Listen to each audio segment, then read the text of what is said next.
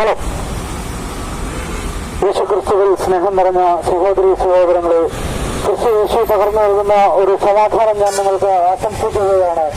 2000 വർഷങ്ങൾക്ക് മുമ്പ് ഗുരുവായൂർ പരസ്പര എന്ന് പറയുന്ന ദേശത്ത് ജീവിച്ചിരുന്ന സാധാരണക്കാരനായ ഒരു മരപ്പണിക്കാരന്റെ മകനായി പിറന്ന ദൈവപുത്രനായ മിശിഹായുടെ രണ്ടാമത്തെ വരവിനെ കുറിച്ച് ഏതാനും ചില കാര്യങ്ങളുമായിട്ട് പങ്കുവെച്ചു പോകുന്നതിന് വേണ്ടി മാത്രമാണ് ഞാൻ ഇന്നിവിടെ വന്നിരിക്കുന്നത്.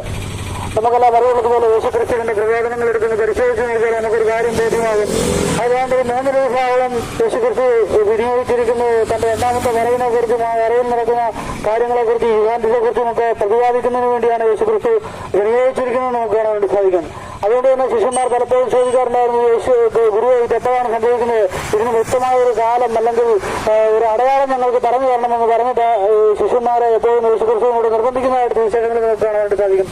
അപ്പോഴൊക്കെ യേശുക്രിസ്തു ഒഴിഞ്ഞു മാറാൻ ശ്രമിക്കുന്നെങ്കിലും തന്റെ മരണത്തോടെ